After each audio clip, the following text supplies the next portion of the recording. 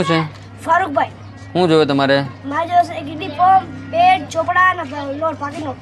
તાર પપ્પા શું કામ કરે છે? મારા પપ્પા ગુજરી ગયા. તાર પપ્પા ગુજરી ગયા છે? પણ યુનિફોર્મ નથી? હા નથી. યુનિફોર્મ પહેરીને જ જતો નિશાળે તું?